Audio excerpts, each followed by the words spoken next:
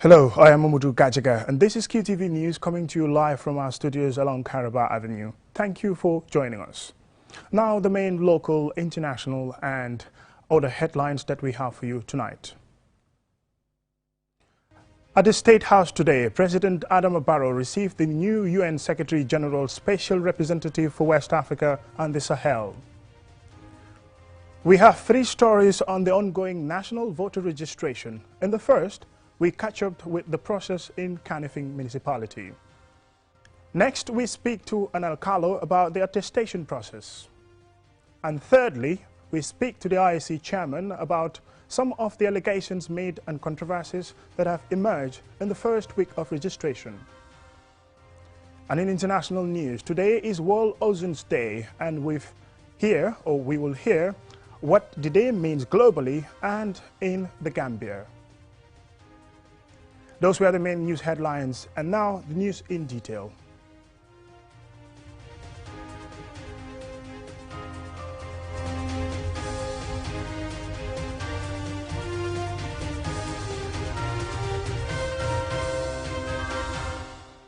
Welcome and thank you for joining us. This is QTV News.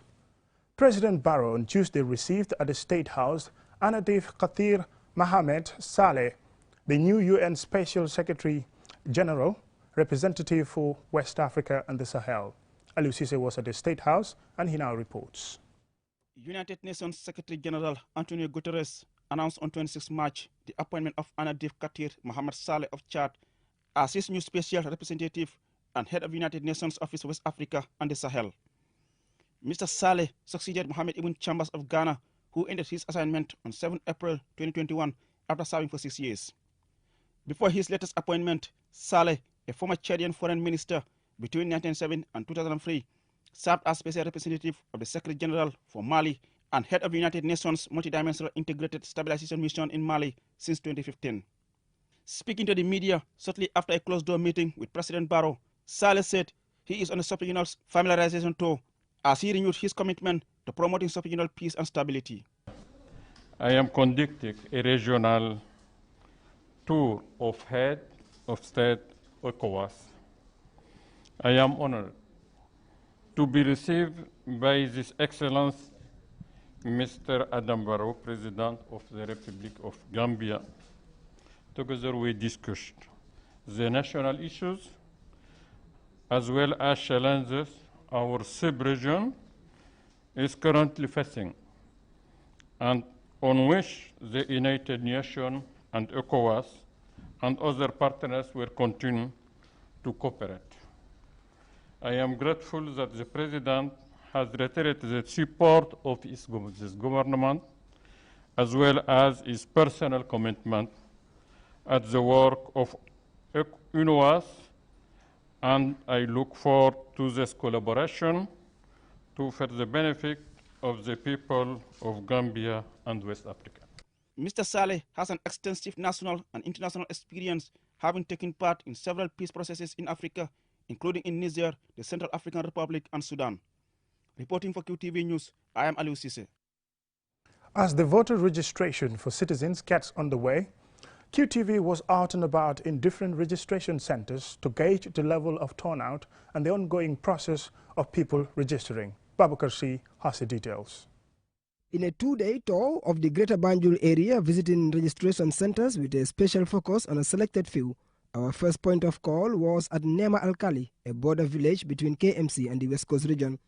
Here, we were told that there is only one registration center, expected to cater for almost 20,000 inhabitants around this area. The IEC supervisor, Ibrahim Adiba, said the process is going smoothly despite a few hiccups. Yeah, definitely. That is the crowd of the people, because their area people are too much. There are many people in this area, so that is the problem. But inshallah, they will all get registered. Yeah, inshallah. It's just that the crowd is too much. That's why many people, we cannot register all of them on the same day. For Suleiman Gom, a resident of the area, his fear is the slow pace of the process and suggests that the IEC should start planning on extending the registration time frame. Lena kañ moo ñu ci jaaxal mooy li ñoo expect ci voter registration ak lii am bés bu nekk ndax dinañ ko mën a meet demand bi 40 days yi nii Everything is going smoothly and people are turning out as expected. But my only worry is the number of people coming out daily. To me, the 44 days is too short because the machine they are using cannot print more than 200 voter cards a day, and that is seriously examining the number of people coming out daily. I think the IEC should investigate this and try to find a solution before we go halfway into the registration process. There have been widespread allegations of minors being given attestation across the country. However, according to the alcalo of the village Jibril Bah, this is not an issue in his area. Attestation tamit man alkali dag ma indi juromi sété yo xamné dinañ ma mëna wax né yow fi nga judo. If anyone needs an attestation from me, I ask the individual to bring me 5 witnesses, and these witnesses must be people I know and are responsible for in the village. Without this, I won't give you any document. I don't know of other areas, but in my village, I can tell you that all those who have been registered have reached the matured age. Our next stop was at the Bakoteh Registration Center. Here, unfortunately, we found the printing machine had been taken away for cleaning, while the people had to sit and wait for it to be returned. According to the IEC supervisor, Fatoumata Diouf, apart from the machine problem, things are working smoothly in registering people, but the numbers are too much for them. It didn't have a breakdown. It's scheduled for cleaning. So we were supposed to clean, but we are having issues. The card is, we are having issues cleaning it. So our CRO has taken it to be cleaned, and he will bring it back shortly. And that will have to keep people waiting. Do you think if this trend continues, you'll be able to complete? It's not a normal. From the time we started up to now, this is the first time they've taken it out. So it's not that every day they take it out. It's just that we have the cards here, but the team is having difficulty cleaning it for themselves. So it has to be taken for it to be clean. Our final port of call was at the Sukuta Registration Center, where we found people coming out in numbers to register while the coordinator was busy explaining or refusing others who did not have correct documents. On this small sample, we can conclude that the registration process is proceeding smoothly in different centers across the Greater Banjul area, and as some have lamented, the slow pace at which the machines are working could have an impact on getting everyone registered within the time frame given by the IEC. Babu Karsi, QTV News. Still on the voter registration, as the IEC voter registration continue, QTV again visited some registration centers to assess public turnout and spoke to an alcalo about the attestation process. QTV's Ajibintu Drame reports. Voting is essential for every eligible citizen as it gives the voter a stake in the nation's governance. Gambians will be going to the polls in December to exercise their right to vote. However, to do so, one has to get a voter's card. We visited voter registration centers in Latrikunda Jaman and Latrikunda Yiringanya to see the process in action. At Latrikunda Yiringanya, the alcalo Alhaji Omar Emo Fall says he has seen an increased turnout of people seeking alcalo attestation. And as many appear to be unsure or have heard rumors about it, he explains the attestation process. What I do is I try to see your birth certificate or your expired ID card or your clinic card. And going through that, then I know you are a resident around this area. The only time I need a witness is when somebody has no documents and I have doubts. Then I will inform you to bring someone I could trust, and I will interview that person, and I have a certain form to give to you to sign so that it is clear that you have been recommended that you are a citizen of Latrikunda. And let them know that they can register from where they are residing or where they were born. And social media are talking a lot of things, but that's something else.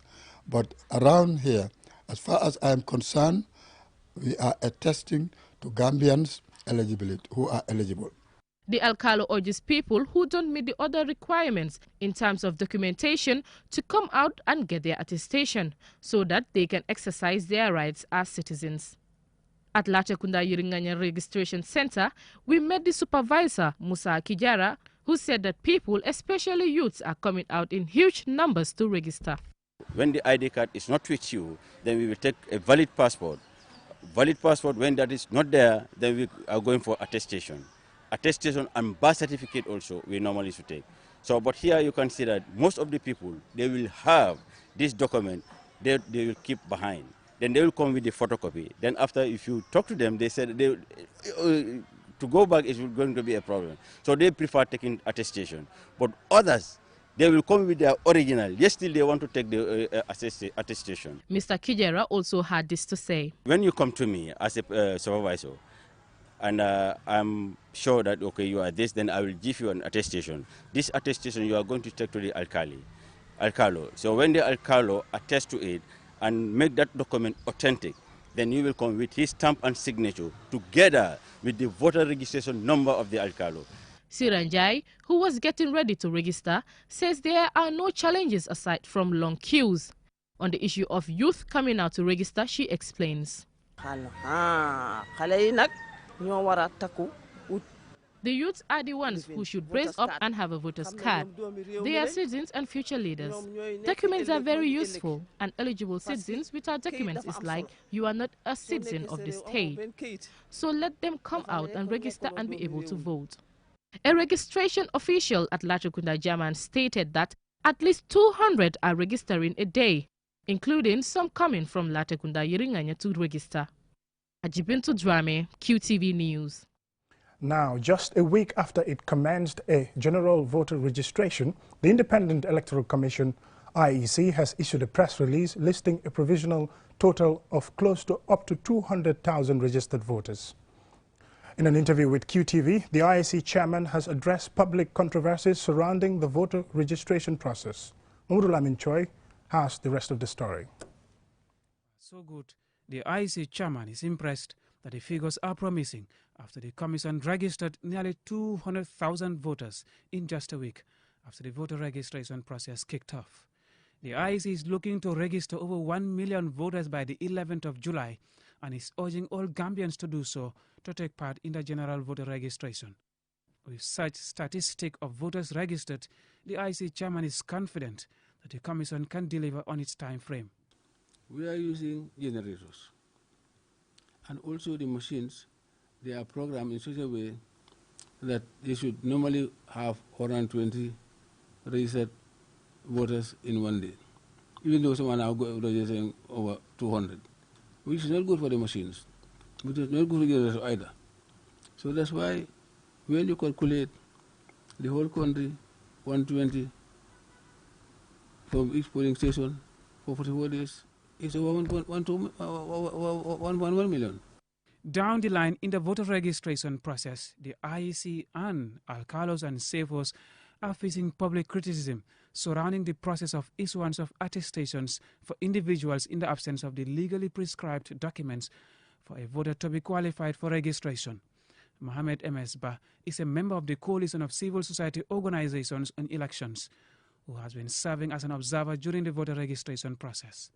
You know, we've seen certain places where the alcalos are attesting minors, which I think it's very important, and then it should be noted, and then it will be improved upon. The potential for abuse of the process of attestations by safos, alcalos and the mayor has become something of a political football between and among politicians and some political commentators. The process for attestation begins from a registration center after an applicant is issued with a serialized form that an alcalo, chief or mayor fills in and signs to confirm the eligibility of the applicant. The form is then brought back to the issuing IEC registration center.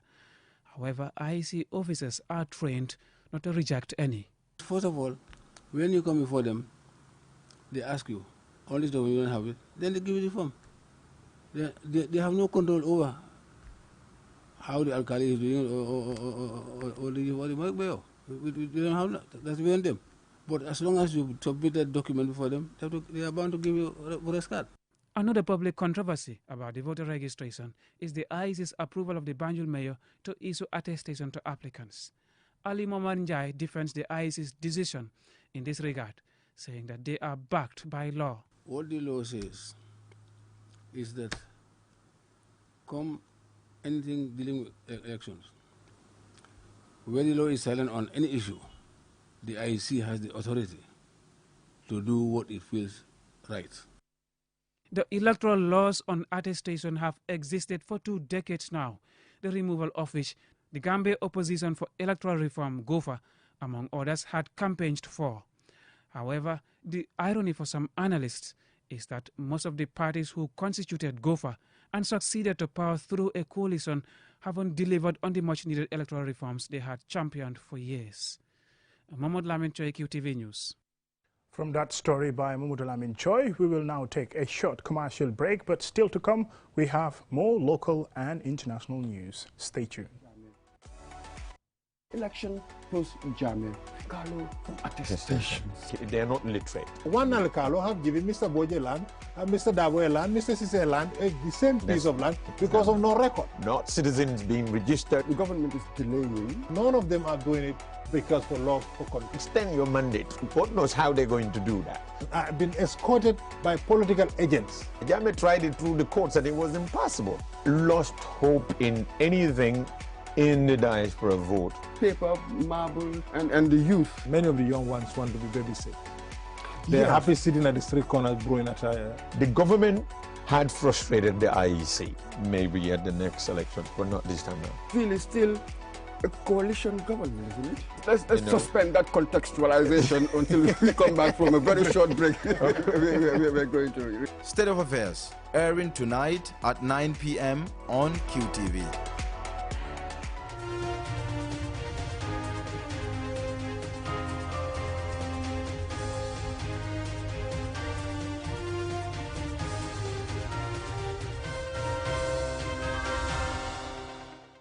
Welcome back, and thank you if you're just joining us. This is QTV News. The Social Security and Housing Finance Corporation and member institutions on Tuesday met to elect new representatives to the corporation's board of directors following the expiration of the current board's tenure on Tuesday. Omar P. Jallo reports. As enacted, institutions of the Federated Pension Scheme, the National Provident Fund, and the corporation pensioners should elect from among themselves representative to the corporation board of directors every 3 years. Tuesday's election of the Federated Pension Scheme representative was tightly contested by 3 candidates from GRTS, the GPA and the GRA. Welcoming attendees, the Managing Director of Social Security and Housing Finance Corporation, Abdullahi Tambedu, detailed the successes registered since the current board members were elected in 2018. He also outlined the challenges the corporation faces, which includes the inescapable impact of COVID-19, which he said has led to high withdrawals by members due to members losing their jobs. My management concluded the negotiations with the Ministry of Finance and Economic Affairs for Government of the Gambia to take over a loan of $810 million owed to the corporation by the National Water and Electricity Company Limited. The Memorandum of Understanding signed in July 2020 ensured that a hitherto fully provided for loan of $810 million was taken over by the government of the Gambia for repayment over the subsequent 5 years at a biannual loan repayment of $81 million.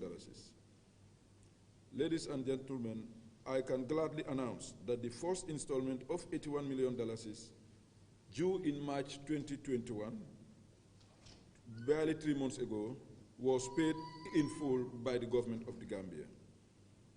Tamsir Salah of GRA was the Federated Pension Scheme representative for the past 3 years, but lost his bid for re-election. The position went to Abubakar Dabo, the Director of Administration and Human Resource at the Gambia Radio and Television Services, who squeezed through 11 votes of the 31 votes cast. One ahead of delegates voted on Tamsir Salah of GPA and Sidi Drame of GRA, who got 10 votes each. The most important target for me at the moment is how do we make sure we build the networking, because that's very, very essential.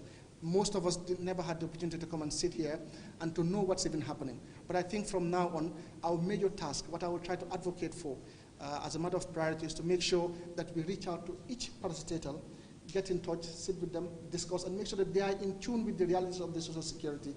The election was presided over by John Charles Njai, chairman of the Gambia Association of Non-Governmental Organization Tango. Edward Gomez, Director of Operations at the Social Security and Housing Finance Corporation, said the corporation has steadily grown over the past 3 years and they are able to honor obligations to process payment benefits and entitlement to members and other stakeholders as and when due. I think what is important is the law says if somebody works for a period of a month and attracts a salary, the person should be covered. So it is good that you know that if I employ somebody or somebody under contract, if the person is within the registrable age limit, then the person should be registered. The newly elected board members will steer the affairs of the corporation over the next 3 years. The Social Security and Housing Finance Corporation was established by an Act of Parliament in 1981 and started operations in 1982 with the mandate to provide social protection and shelter for Gambians. Reporting for QTV News, I am Omar P. Jallo. Now to another story.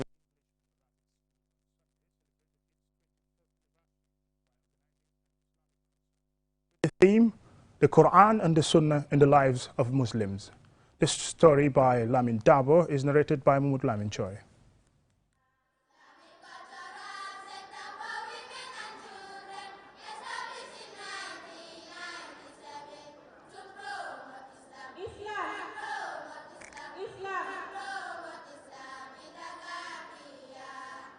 Islamic scholars, parents, guardians, and a cross-section of Muslim religious leaders attended the event.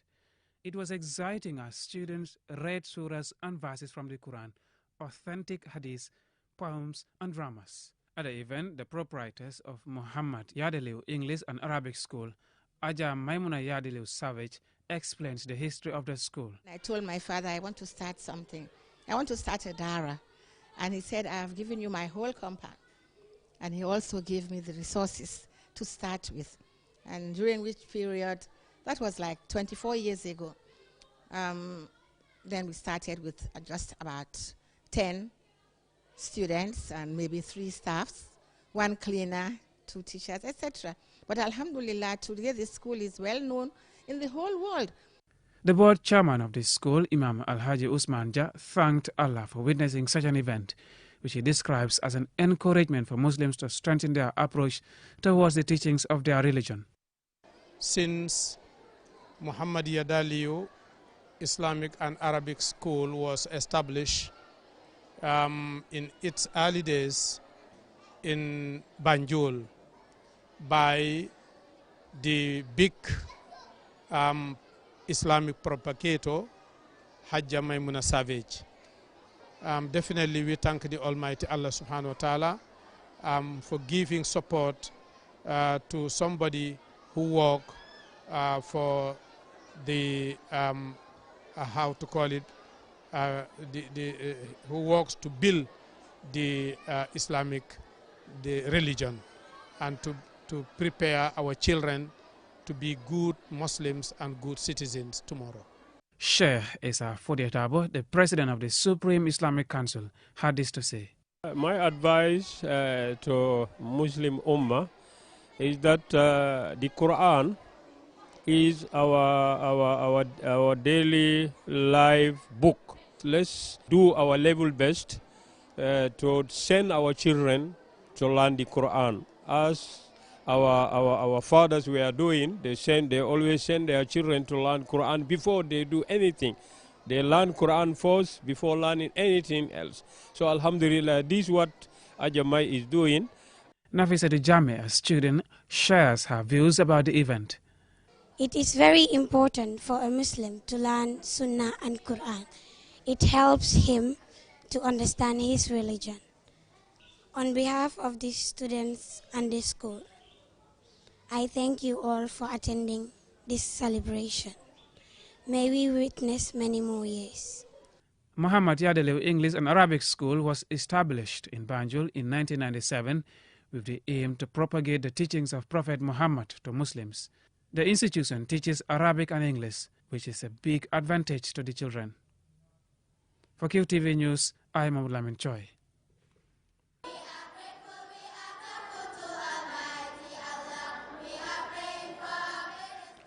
From that story by Mahmoud Lamin Choi, we are now going to international news.